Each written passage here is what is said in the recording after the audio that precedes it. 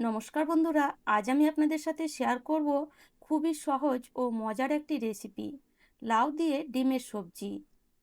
আমাদের অনেকেরই বাড়িতে বাচ্চারা লাউ খেতে একদমই পছন্দ করে না। তো আপনাদেরও যদি বাড়িতে বাচ্চারা লাউ খেতে পছন্দ না করে, তাহলে এই লাউ দিয়ে একবার এই ডিমের তরকারিটি বানিয়ে দেখবেন। খেতে এতটাই টেস্টি যে বাচ্চা তো বাচ্চা, বড়রাও চেয়ে চেয়ে খাবে। এই সবজিটি বানাতে আপনার খুব বেশি সময়ও লাগবে না, খুব কম সময়ের মধ্যে এই সবজিটি আপনি বানিয়ে নিতে পারবেন। তো বাড়িতে যদি কোনো রকম কোনো সবজি না থাকে, শুধুমাত্র এক টুকরো লাউ পড়ে থাকে, তাহলে এই সবজিটি একবার হলেও বানিয়ে দেখবেন। আশা করি দ্বিতীয়বার বানাতে আপনি বাধ্য হবেন। তো দেখুন, এখানে আমি নিয়ে নিয়েছি এক টুকরো লাউ, মানে একটা গোটা লাউ থেকে আমি অর্ধেকের একটু কমই নিয়েছি। তো এবার লাউটাকে এইভাবে ভালো করে প্রথমে ছুলে নেব। ছুলার আগে অবশ্যই লাউটাকে আমি ভালো করে ধুয়ে নিয়েছি। এবার নিয়ে নেব একটা মিডিয়াম সাইজের গ্রেটার, আর লাউটাকে এই গ্রেটারে ভালো করে গ্রেট করে নেব। ছোট সাইজের গ্রেটার এখানে ইউজ করবেন না, এতে লাউটা বেশি কিন্তু গ্রেট হয়ে যাবে, মানে একদম যেন বাটা হয়েছে সেরকম হয়ে যাবে। আর সেটা হলে কিন্তু লাউ থেকে যে এক্সট্রা জল সেটা বের করতে খুবই অসুবিধা হয়। সেই জন্য মিডিয়াম সাইজের গ্রেটারটাই নেবেন, এতে কিন্তু লাউটা খুব ভালো গ্রেট হয়। তো লাউটা গ্রেট করে নেওয়ার পরে এবার লাউয়ের মধ্যে যে এক্সট্রা জলটা আছে এটাকে বের করে দিতে হবে। তো এইভাবে হাত দিয়ে চিপড়েও আপনি বের করে নিতে পারেন, বা কোনো সুতির কাপড়ের মধ্যেও এই জলটাকে আপনি বের করে নিতে পারেন। তো দেখুন, এই যে লাউটা এতটুকু হয়ে গেল। এবার এই লাউটাকে সাইডে রেখে দেব, আর যে লাউয়ের জলটা আছে সেটাকেও কিন্তু আমরা ফেলবো না, এটাকে আমরা সবজিতে ইউজ করব। তো লাউয়ের জলটা আমি একটা বাটির মধ্যে আলাদা করে রেখে দিলাম। এবার এই বড় জায়গাটার মধ্যে আমি নিয়ে নেব এই যে লাউটা, যেটা আমি গ্রেট করে রেখেছিলাম, তার সাথে একটা মিডিয়াম সাইজের কেটে রাখা পেঁয়াজ, তার সাথে কিছুটা কাঁচা লঙ্কা কেটে রাখা, আর কিছুটা ধনেপাতা। তার সাথে নেব সামান্য একটু হলুদ গুঁড়ো, পরিমাণ মতো লবণ। আর এক এক করে এবার 4টে ডিম এই লাউয়ের মধ্যে দিয়ে দেব। বিশ্বাস করুন বন্ধুরা, এই রেসিপিটি খেতে এতটাই টেস্টি যে বাচ্চারাও বলবে বারবার বানাতে। আর আপনি যে এখানে লাউ ব্যবহার করেছেন, এটা বাচ্চারা কখনোই কিন্তু ধরতে পারবে না। বাচ্চারা হয়তো ভাববে এটা ডিমেরই কোনো সবজি হয়েছে। তো এবার এখানে দিয়ে দেব 2 চামচ পরিমাণে বেসন। এবার ভালো করে সব জিনিসগুলোকে মিশিয়ে নিতে হবে। তো আমি এখানে চামচের সাহায্যে ভালো করে মিশিয়ে নিচ্ছি। আপনারা চাইলে এখানে হাতের সাহায্যেও মিশিয়ে নিতে পারেন। আর বন্ধুরা, আমার রেসিপি যদি আপনাদের এতটুকু ভালো লাগে, তাহলে অবশ্যই একটি লাইক করে দেবেন। আপনার একটা লাইক আমাকে আরও নতুন নতুন রেসিপি বানাতে অনেকটাই সাহায্য করে। তো দেখুন, এখানে আমি ভালো করে সব জিনিসগুলোকে ফেটিয়ে নিয়েছি।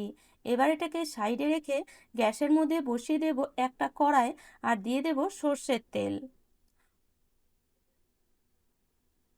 এবার তেলটা ভালো করে গরম হয়ে গেলে দিয়ে দেব 1 চামচ পরিমাণে জিরে, তার সাথে একটা বড় সাইজের একদম মিহিন করে কেটে রাখা পেঁয়াজ। পেঁয়াজটা ভালো করে একদম লাল করে কিছুক্ষণ ধরে ভেজে নিতে হবে। গ্যাসের ফ্লেমটা মিডিয়ামে রেখে পেঁয়াজটা ভাজবো, যাতে পেঁয়াজটা পুড়ে না যায়। দেখুন, এরকম পেঁয়াজের কালারটা যখন হয়ে যাবে, তখন এর মধ্যে এবার দিয়ে দেব আমরা 2 চামচ পরিমাণে আদা রসুন বাটা। তার সাথে সামান্য একটু জল অ্যাড করে দেব, যাতে মশলাটা পুড়ে না যায়। এবার দিয়ে দেব একটা মিডিয়াম সাইজের টমেটো, তার সাথে 1 চামচ হলুদ গুঁড়ো, 1 চামচ ধনে গুঁড়ো, 1 চামচ জিরে গুঁড়ো, 1 চামচ লাল লঙ্কার গুঁড়ো, 1 চামচ কাশ্মীরি লঙ্কার গুঁড়ো, আর তার সাথে পরিমাণ মতো লবণ। এবার মশলাটাকে খুব ভালো করে কষিয়ে নিতে হবে। তো মশলাটা প্রথমে ভালো করে মিশিয়ে নেব। এবার যে লাউয়ের জলটা আমরা বের করে রেখেছিলাম আলাদা করে, সেই লাউয়ের জলটা এখানে দিয়ে দেব। এতে মশলাটার কষানোর জন্য কোনো এক্সট্রা জল ব্যবহার করতে হবে না, এই জলেই খুব ভালো মশলাটা কষে যাবে। আর যে টমেটোটা আছে সেটাও কিন্তু ভালো মতো নরম হয়ে যাবে। তো 5 থেকে 6 মিনিটের জন্য ঢাকা দিয়ে দেব। 6 মিনিট পরে দেখুন, মশলাটা এখন খুব ভালো মতন কষে গেছে। তো মশলাটা যখন এরকম কষে যাবে, মশলা থেকে একদম খুব সুন্দর তেল বেরিয়ে আসবে, তখন ভাববেন মশলা খুব ভালো মতন কষে গেছে। তো দেখুন, মশলাটা খুব ভালো মতন কষে গেছে, মশলা থেকে এক্সট্রা তেল বেরিয়ে এসেছে। এবার এর মধ্যে আমরা দিয়ে দেব গ্রেভির জন্য জল। তো মোটামুটি 1 থেকে 1.5 কাপ পরিমাণে এখানে আমি জল অ্যাড করছি। তো ভালো করে এবার জলটা গ্রেভির সাথে মানে মশলার সাথে মিশিয়ে নিতে হবে। এবার এখানে গ্যাসের ফ্লেমটা মিডিয়ামে রেখে এটাকে ঢাকা দিয়ে দেব। তো যতক্ষণ গ্রেভিটা ফুটছে ততক্ষণ এদিকে আমি গ্যাসের মধ্যে বসিয়ে দেব একটা প্যান, আর তার মধ্যে দিয়ে দেব 1 থেকে 1.5 চামচ পরিমাণে সর্ষের তেল। তেলটা ভালো মতন গরম হয়ে গেলে ডিম আর লাউয়ের যে মিশ্রণটা আছে সেটা পুরোপুরি এই প্যানের মধ্যে অ্যাড করে দেব।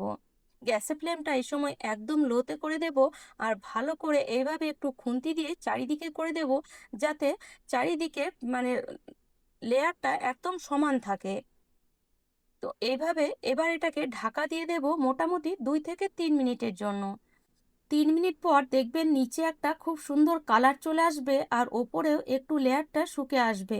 তখন এটাকে একটু খুন্তির সাহায্যে একটু সাবধানে এইভাবে উল্টে নিতে হবে। তো এই সময় এটা একটু ভারী হয়ে যায় অমলেটটা, সেজন্য একটু সাবধানে উল্টালে খুব সহজেই কিন্তু এটা উল্টে যাবে। তো অমলেটের ওপর পাশটাও এবার ভালো করে একটু সেঁকে নিতে হবে। তো গ্যাসের ফ্লেমটা এই সময় লোতেই রাখবো। আবার 2 থেকে 3 মিনিট ওপর পাশটাও ভালো করে সেঁকে নেব।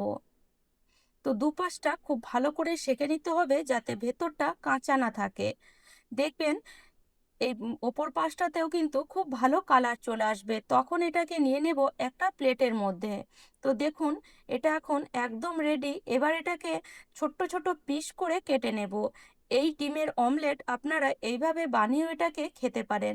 এইভাবে বানিয়ে স্ন্যাক্স হিসেবে যদি খান এটাও খেতে কিন্তু খুবই টেস্টি লাগে।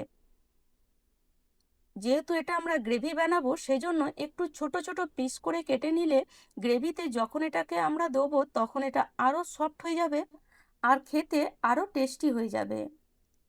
তো এরকম আপনারা ছোট্ট ছোট পিস করে এগুলোকে কেটে নেবেন, দেখবেন বাচ্চারা খুবই পছন্দ করবে। তো বন্ধুরা, এইভাবে আপনারা খুব সহজেই কিন্তু একটা ছোট্ট লাউ আর 2 থেকে 3টে বা 4টে ডিম দিয়ে এই রেসিপি বানিয়ে নিতে পারেন, যেটা দেখবেন বাচ্চা তো বাচ্চা, বড়রাও কিন্তু চেয়ে চেয়ে খাবে। কেননা এই রেসিপিটি খেতে এতটাই টেস্টি হয়। তো দেখুন এটাকে আমি কেটে নিয়েছি। এবার এটাকে এইভাবে একটু আলাদা করে নিতে হবে, কেননা এটা একটার সঙ্গে একটা চিটে থাকলে যখন আমরা গ্রেভির মধ্যে দেব তখন হয়তো ভেঙে যেতে পারে। সেই জন্য এরকম একটু এটাকে হাত দিয়ে প্রথমে আপনারা আলাদা করে নেবেন। আর ভেতরটা কিন্তু একদমই কাঁচা নেই। ভালো করে যখন আপনি সেঁকবেন তখন ভেতরটা কিন্তু একদমই কাঁচা থাকবে না। দেখুন আমি আপনাদেরকে দেখিয়ে দিচ্ছি, ভেতরটা কিন্তু একদমই কাঁচা নেই। খুবই সফট হয়েছে আর খেতে কিন্তু খুবই টেস্টি হয়েছে। দেখবেন বাচ্চারা এটাকে এইভাবেই মানে ভাজাই খেয়ে ফেলবে। এটা খেতে এতটাই টেস্টি লাগে। তো চলুন এবার গ্রেভিটা চেক করা যাক। তো গ্রেভিটা এখানে ভালো মতন ফুটে গেছে। তো গ্রেভিটা যখন এরকম খুব ভালো মতন ফুটে যাবে তখন আমরা এখানে অ্যাড করে দেব এই অমলেটগুলো।